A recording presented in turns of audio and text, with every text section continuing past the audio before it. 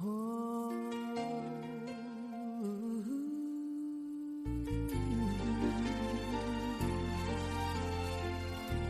yeah.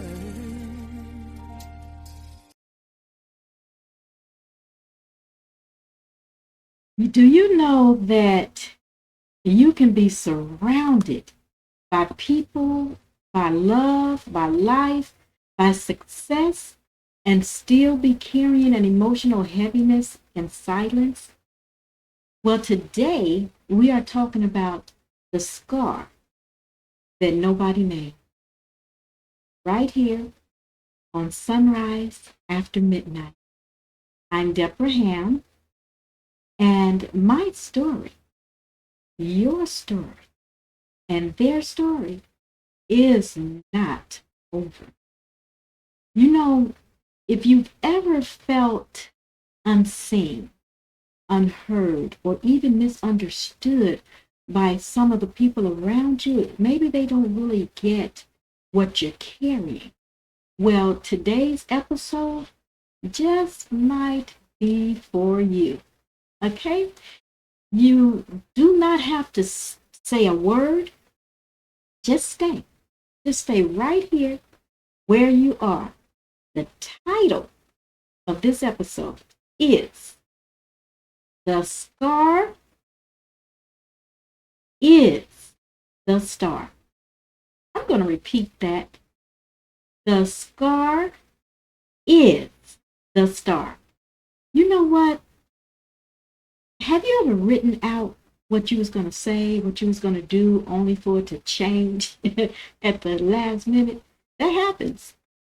But you know, as you change, I am grateful for the knowledge learned and received to be able to work with and intertwine it into today's episode. Because when you think about the scar is the star, I want you to think for a moment about a wound. A wound can still be open, but when you see a scar, that means you have already survived something. Okay, the healing has already happened. You just have to realize that in that season when that scar healed, it was proof that what you went through was real. But you know what? I'm asked a question. When you're dealing with scars, what do some people say? What do the world say about your scar? Sometimes they point at it. Sometimes they use it against you. Sometimes they call it your shame. Isn't that terrible? That is just wrong on so many levels. But let me tell you what God says about your scar. And we're talking about the same scar. In Psalms, the 147th chapter and the third verse, it said that God heals the brokenhearted. He heals the brokenhearted and binds up their wounds. I'm going to say that again. Psalms 147th chapter, the third verse says that God heals the brokenhearted and binds up their wounds. God does not ignore your scar. He doesn't look away from it. He binds it. He heals it. And he turns it into something that displays his glory. And you know what? This is what I want you to know today. I want you to know that as I'm talking to you right now, I'm not just teaching from a book. I'm not just teaching from the studies that I received when I was studying on grief. I am a living testimony, a living testimony of a scar that is becoming dark. A star that is becoming a star. So when I tell you God can do this, I'm telling you from the other side of it. Okay? I'm telling you from lived experience with it. Now, I want to talk about something that does not get named enough. And when something does not get named, sometimes a person can carry it in silence. They can suffer it all by themselves. They can feel isolated. And from my studies on grief and what life has recently taught me, this is called disenfranchised grief. Disenfranchised grief.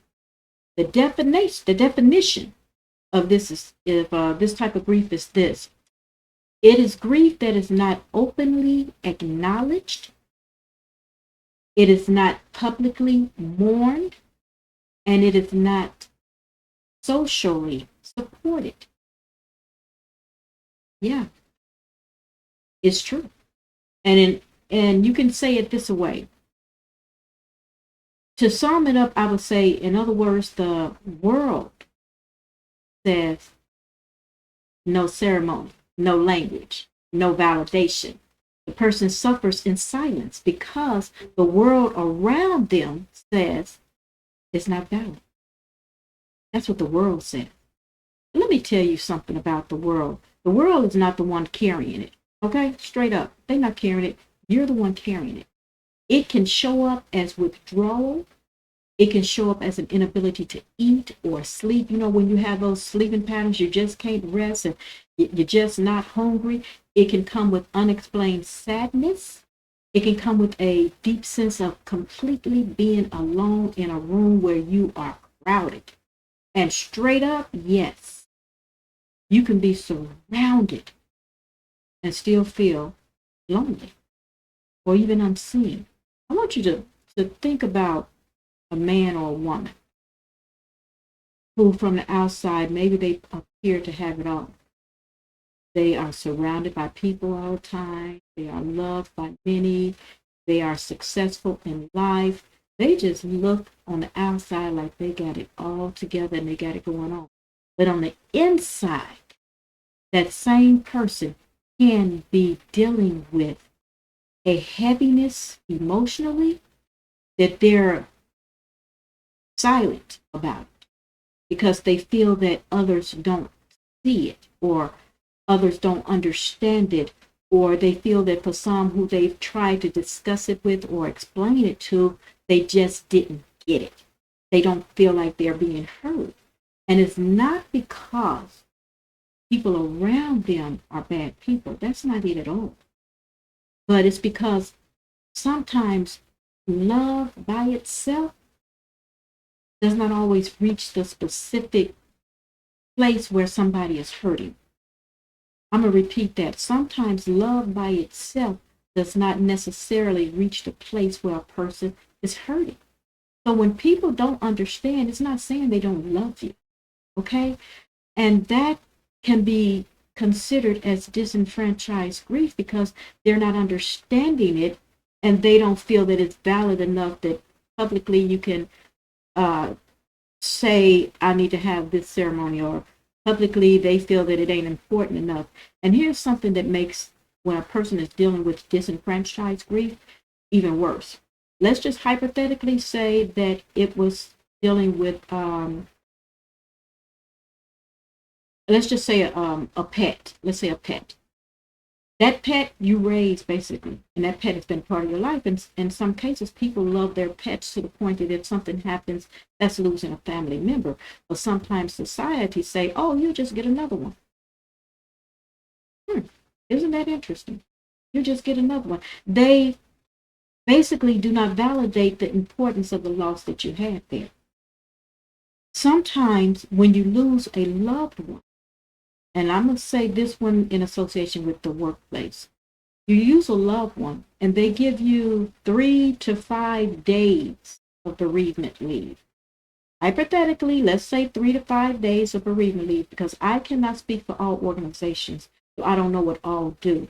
But to my knowledge, it's 3 to 5 days of bereavement leave, which is pretty much a week. Okay? For the number one most stressful life event, that a human person goes through, they give you 3 to 5 days bereavement. How many days do they give you when you give birth? Just asking. Just asking. Just asking. Not saying nothing. Not saying nothing right or wrong here. I'm not doing that. I'm just saying that sometimes when you're dealing with disenfranchised grief, people put a time frame on you, which is bad enough, and they don't acknowledge what you're going through. I'm not saying you have to acknowledge everything. I'm not doing that. I've learned this from my studies in grief and from my own personal life experience. I'm going to use a phrase from Carolyn Moore. She's a widow advocate and she's the founder of Modern Widows Club. Miss Moore has been, as they would say in the olden days, sounding the alarm on this particular phrase for a long time now. Do you know over 11 million widowed women in America right now? That's a lot. And yet more than 1 million join that club every year. And that's sad. But it's life, and that's what happens. And the system treats it like a minor inconvenience.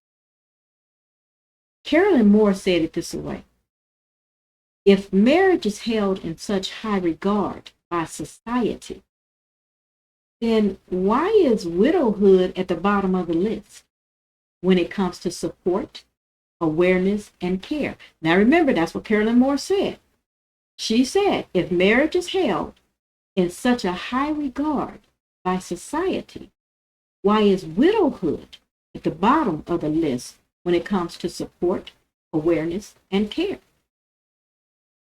Well, this is what I want you to know. Before we go any further, I want you to know this. The main source, which is God, has been walking people through this exact kind of pain long before we ever came up with a clinical name for it. Because I want to show you this in this way. When I said God has been right there and people have been dealing with disenfranchised grief way before we came up with that clinical name about it, I want to give you just a little insight as to what I'm talking about. So today, I want to talk briefly about a woman in the Bible. Her name is Hannah. Hannah. If you want to know the full story of Hannah, read 1 Samuel and the 1st and 2nd chapters. That'll give you a little bit more information. Now, before you think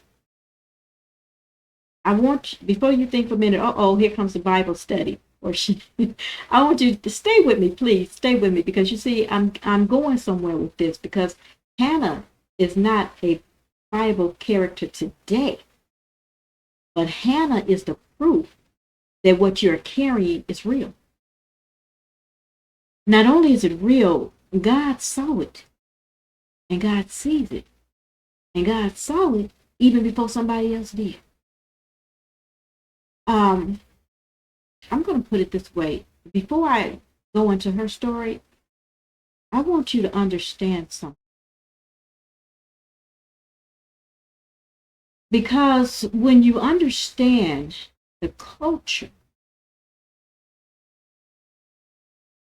in some cases, when you understand the culture, in some cases, a midnight season can appear to or seem to get even a little darker. And the sunrise gets even more powerful. No, I'm going in there. Let me tell you about the cultural weight that the character I was share with you today, which is Hannah, that she carried.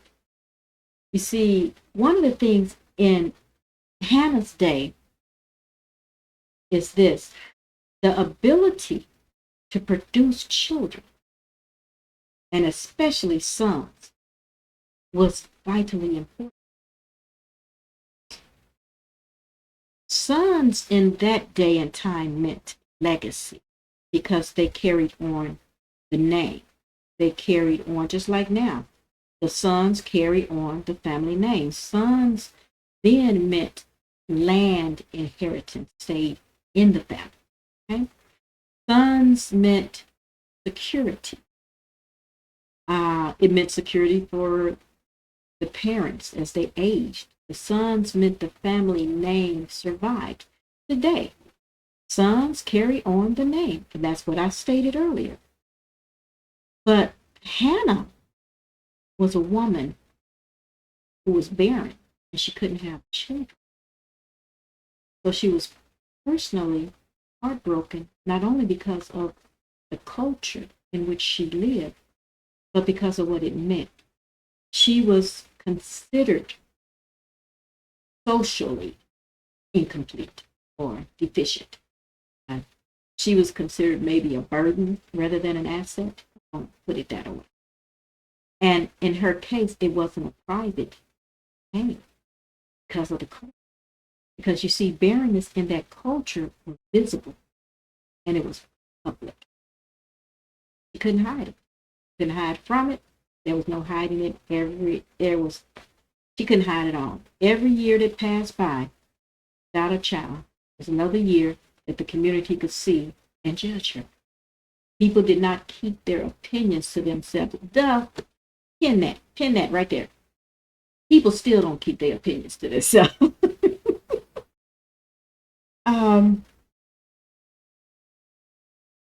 Sometimes we just need to keep our opinions to ourselves. Those people then, they didn't keep their opinions to themselves.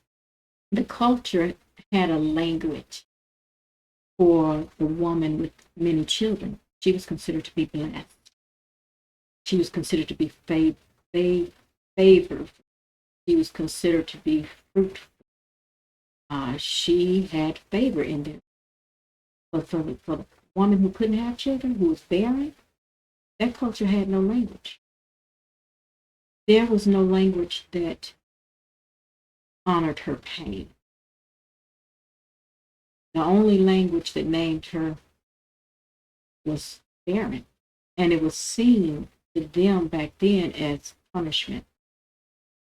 But this is the part that really hit home.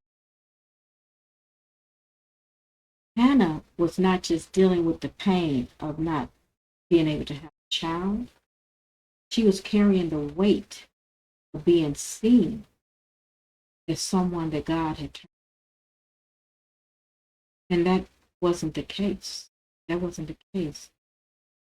And they treated her that way, even with her husband. I'm going to finish this up. Even with her husband loved her. And her husband had another wife. And the other wife was able to have children. And the other wife used to mock Hannah all the time because she could not have children. That was another layer that she was dealing with. Her husband told her basically like this: I love you. I love you. Isn't my love for you enough? Don't I give you more than 10 sons could give you? Because he truly loved her. It wasn't the problem of the love. She still felt unseen. She felt unheard. And so Hannah did one thing. She went to the church. And I'm skipping, like I said, you got to read it to get all of it because I'm skipping over. But she went to the church and she prayed. And even though she prayed in silence. She was praying from her heart. So the priest did not hear what she was actually saying. And the priest assumed she was drunk. Not broken, not grieving, but drunk. Wow. Hannah was a woman whose pain had no legitimate name in her world, that culture. She went to the one person who she knew she could just pour her heart out to. And that was God. That's what I mean when I say your source in your midnight is God. That's your source. Now, one of the things is this. Later, as we know with Hannah, she did end up having a son, and her son's name was Samuel. So this is what I want to say to you. I said all that real briefly to say this. Sometimes we can surround someone. We can love. We can be there with someone. We can see someone.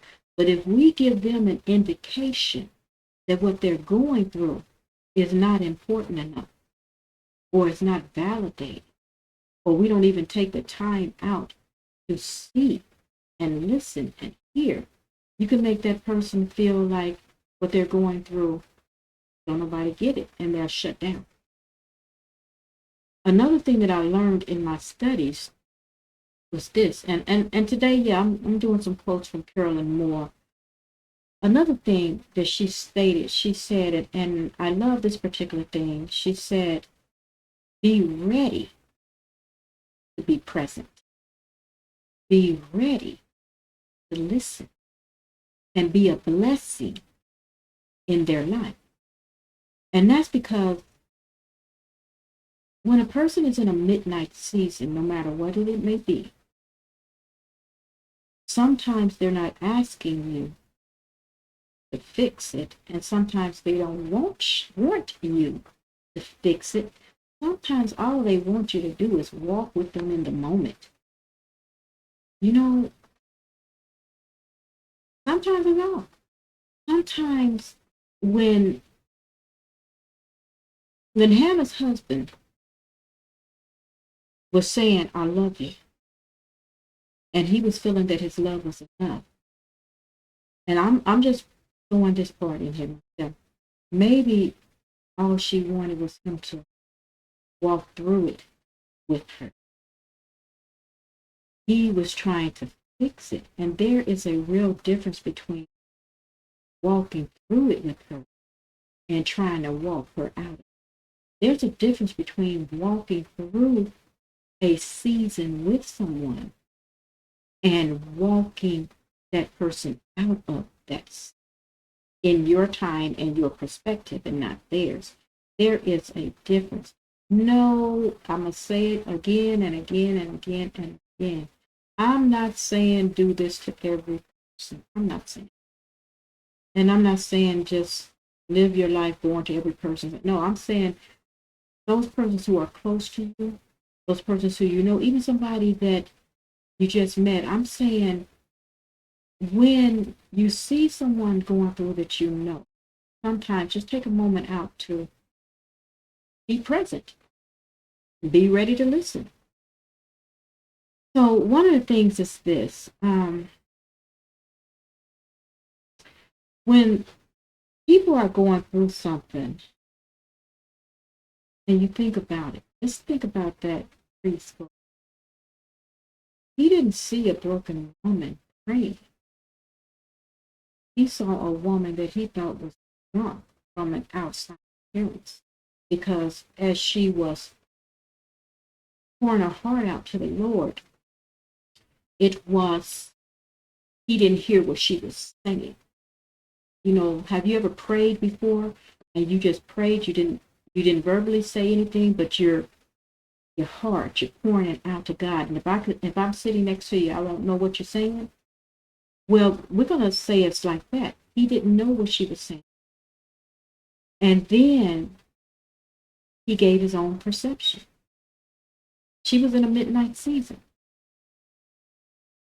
When someone's midnight season does not fit the box that we expect it to fit in, you assume one thing that's not accurate. And we cannot do that, because the Bible tells us that in the world you will have tribulation.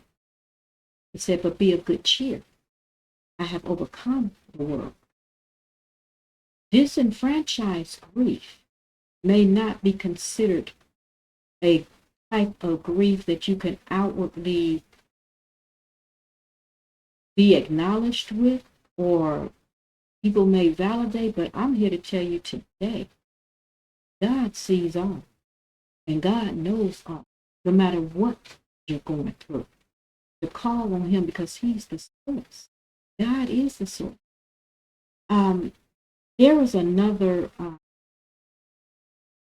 person. His name is Dr. Larry, Dr. Larry Crabb, and he's a psychologist and he's also a Bible teacher. And he put it in these words. He said, it's a mistake to think that deeply spiritual people will not hurt. And that's true. The love of God does not eliminate suffering. The love of God does not mean we're not going to go through something. It doesn't mean we're not going to experience something.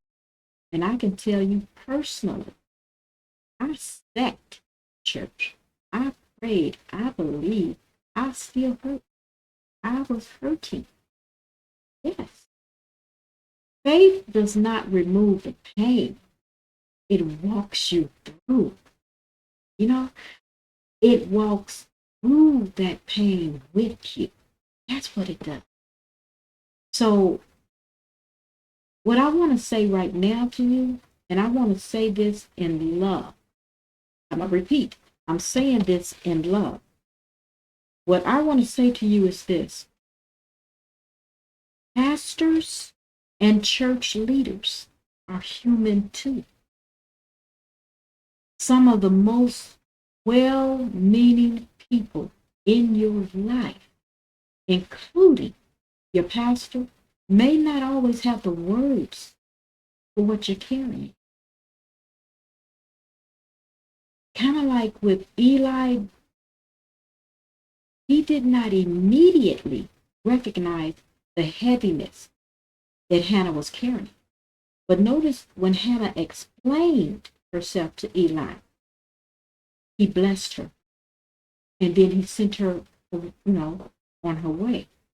Sometimes people don't know you're dealing with these things. That's why it's silent. They don't know. But sometimes when you explain to somebody what you're going through, what you're dealing with, you'll be surprised at how they'll be right there for you. You see, not recognizing or understanding is not always a lack of love. It's not. Sometimes it just takes a moment for someone to truly see you. But let me tell you something of somebody who sees you. Always. And that's God. God sees you and God hears you.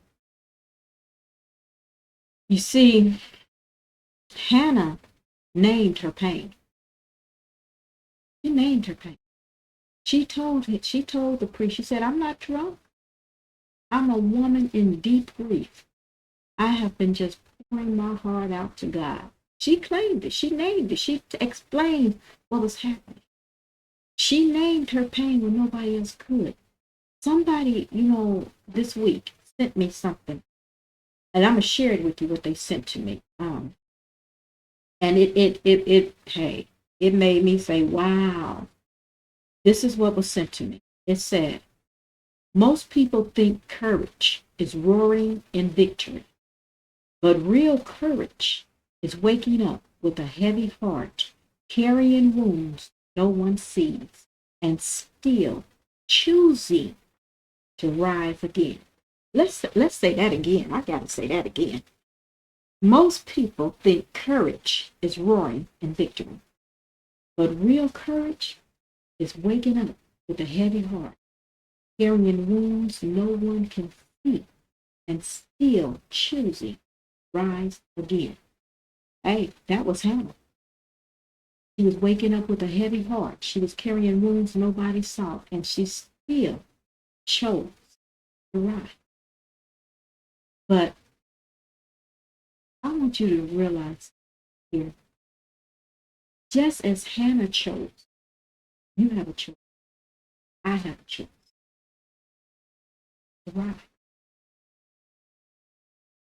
to trust God who sees. You see, one of the things I want to say is that after Hannah poured her heart out to God, after she prayed and after she got up, her situation hadn't changed. It hadn't changed immediately. But when she got up, there was a difference. There was a shift. There was a difference because she gave it all to him. And there was a sense of peace. His word speaks of that peace because his word says that I give you peace that surpasses all understanding. What the word says. When she got up, nothing had changed. She didn't even have an answer yet. But as I stated, there was a shift. And there's a shift when we decide to lie. When we name and lie. God remembered her. And it lets us know that in 1 Samuel, the first chapter, 19th verse, that the Lord remembered her.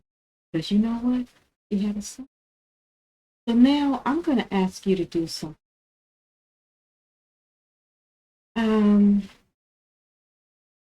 I said a phrase a while back that said, man does not define who God sees. And that is very true. I stand on that. Man does not. No matter what I'm going through, no matter what you're going through, man does not define who God says you are. Says the world does not get to define what your scar means either. It doesn't. The loss that nobody validated, God saw it. The weight you're carrying within your heart that nobody else sees, God's. The times you cry and you pray and you talk to the Lord, He hears you. The weight that you have been carrying along, God is. He said, I'll never leave you, nor will I forsake you. The midnight that some people tried to rush you out of, God is right there with you. You see, my scar is now my testimony.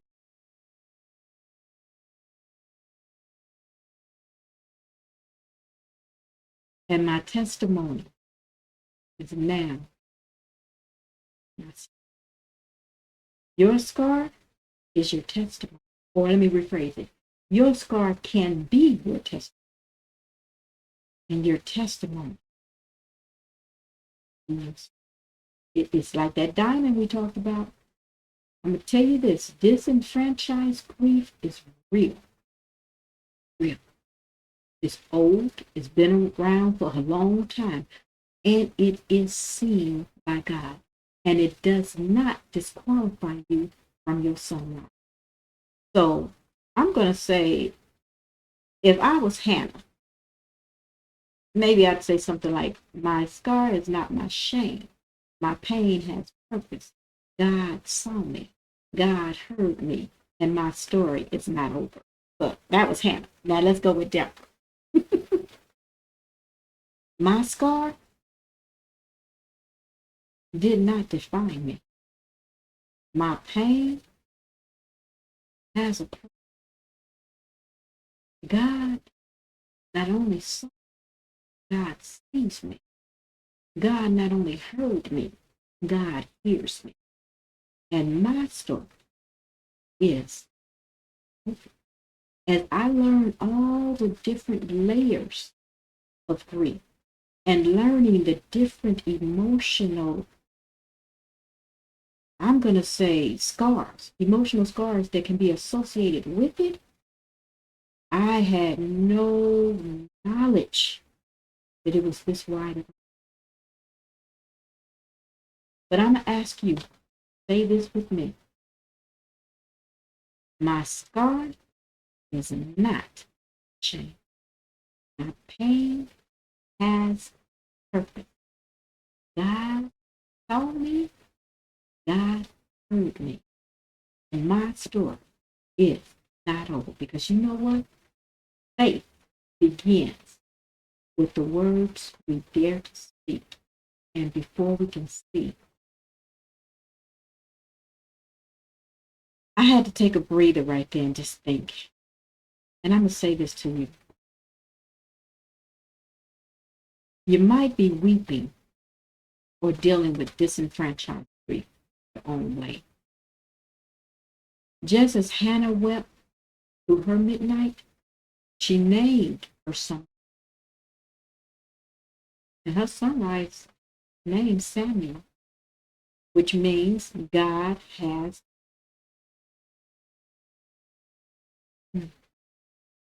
And I named this show Sunrise After Midnight during my season, only season, because no matter how long your midnight has lasted, morning is possible.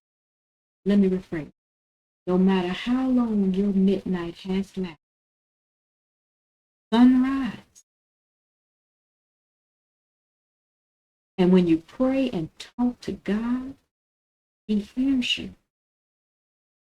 I'm going to ask you to do something for me.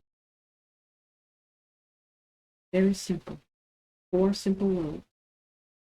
Do not give. Do not give. Remember this. My story and your story is not over. If you feel like it, drop one word in the comments. One word that describes what landed for you today with this episode. Because somebody who's listening right now, I want you to know God hears you. For that person who feels you haven't been seen or heard, or people just don't understand, and you're dealing with an inner emotional heaviness from a loss, you're not alone. I have to say this.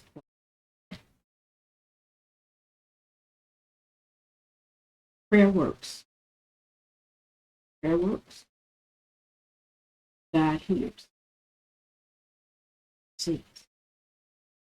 Disenfranchised grief may not be acknowledged by the world, may be misunderstood by others, may not be seeing what you're going through, but the real source doesn't look at your scar. Disenfranchised grief. Your scar can become your testimony. Your scar can be a blessing to help someone knowledge of your testimony. If you would have told me I would be doing a show talking about the different emotions attached to the various layers of grief, I would have told you, nope, not happening. Not me. But this assignment became part of my prayer works. Prayer works. God hears. If you need prayer today, you don't have to wait.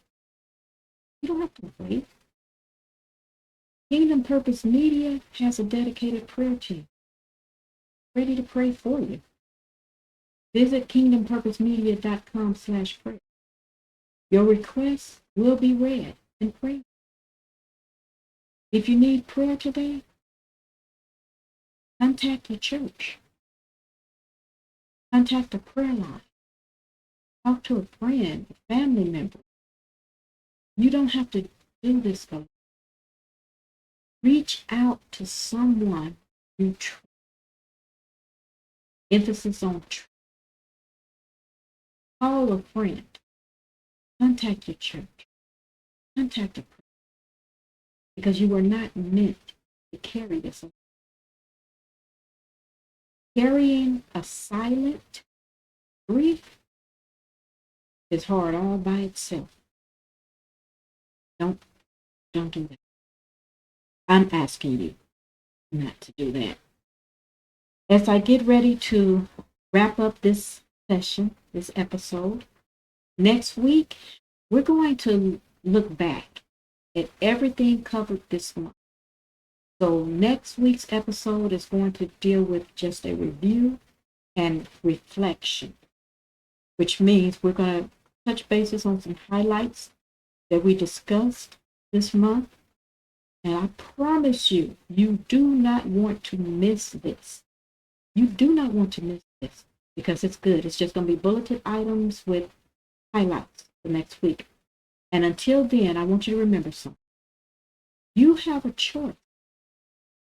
You have a choice. Your midnight does not become your final destination. Your sunrise is coming, and it can shine, and it can be beautiful. I know it because I'm a living testimony of it. This is Deborah Hamm, and you have been listening to Sunrise After Midnight.